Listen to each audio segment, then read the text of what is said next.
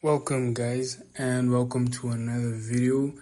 This time around we are going to be stepping into my world of how I look at the charts and how I trade, and I'm actually going to be doing a weekly breakdown for the charts that I'm going to be actually interested in. So if you're new here, you know what to do. Make sure you hit the subscribe button. I would appreciate it if you actually subscribed, and if you like the video, make sure you show me by giving it a thumbs up. And without anything else, make sure that you have your journal out, your pen, your paper. There's going to be a ton of knowledge that is going to be shared here, and if you want to grab your share, I suggest that you watch this video until the end.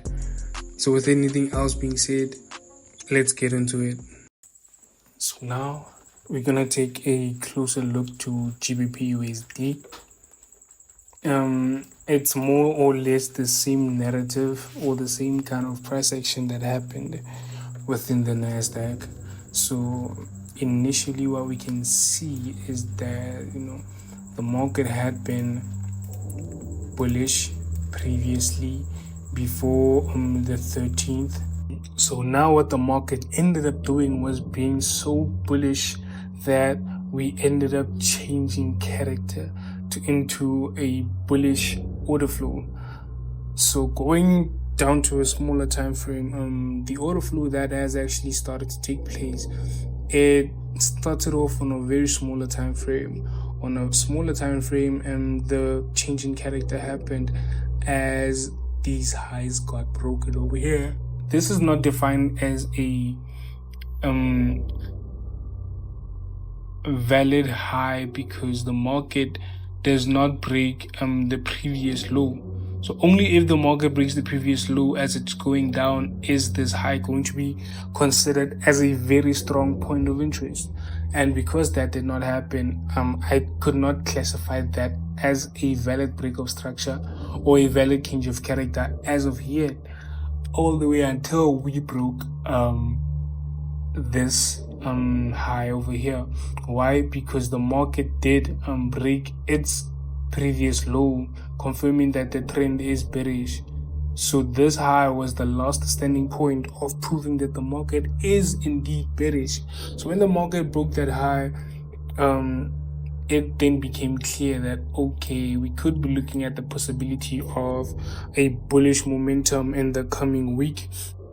So now my entry for this coming week is actually coming to look for a order block entry. If not an order block, I'm going to be looking at a possible fair value gap entry, but they're all closely related, that it does not matter if one or the other comes. But one thing I know is that wherever the market aims to seek the liquidity, I'm just going to be present to seize the moment as it approaches and actually move with the overall narrative that the market has. So moving on to the Nasdaq, the current price action for today has been consolidating for most of the day, and currently at the time we're just about 25 minutes away to New York Open. So I'm quite curious to see how the market is going to react since this consolidation is present. We can see now we do have some unmitigated price. We do have a gap that the market has left as we look below. So this is going to be my entry for today. I'm going to be looking for a mitigation within this gap that the market has left during market open today, and possible reversals to the upside. Why? Because if we can look at the 1 hour chart, what has already happened was that the market has already mitigated a 4-hour fair value gap, and then from there the other second attempt to do that was during this low here when it was Friday the 13th.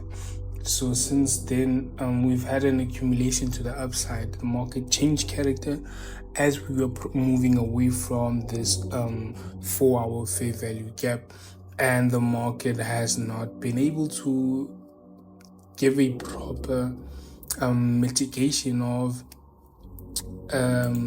this order block since. But besides that, the market also formed another fair value gap, another order block, as the market attempted to break the previous high and change character.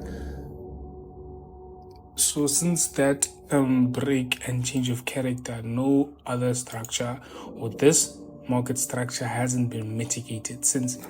And we have experienced an attempt to come and mitigate this structure last week as the market, tried to sell off in last week's GBPUSD. So that is the internal range liquidity that was created from that. So now this is two of my confluences that have been met, right? The first confluence is that the market mitigated a point of interest, which was a 4-hour fair value gap. And then the second confluence is that the market did indeed change character, right? So those two confluences mean that I can start saying that the market did indeed change trends. And the third step and what comes after that is to look for a possible and clean entry. So now since this low has been created, I got to see this as a point of internal range liquidity that sits above a 1-hour order block, and this is part of a entry type that I take seriously.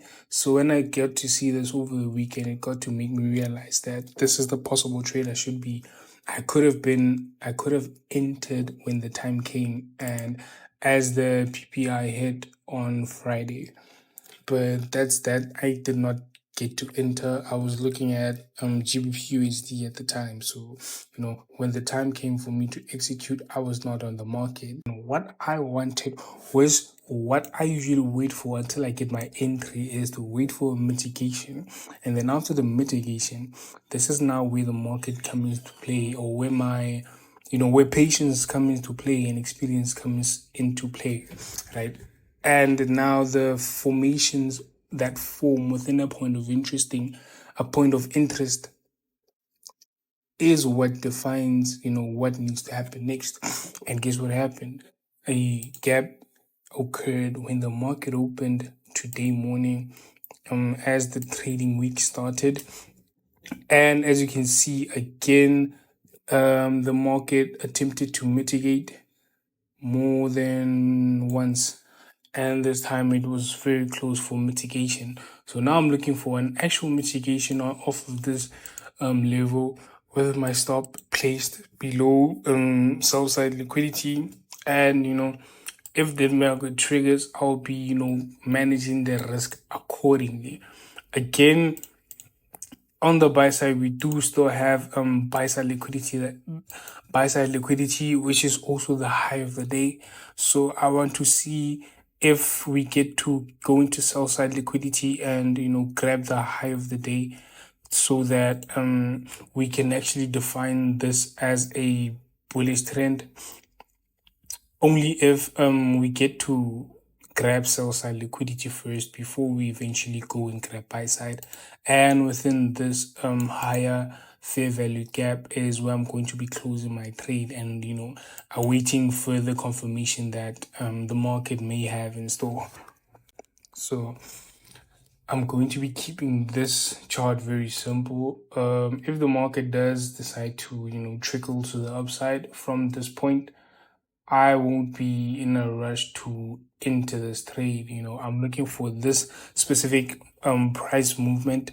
And if it does not happen, I'm just going to allow the market to move on its own and paint a picture or create a bias that can be able to be traded for this week.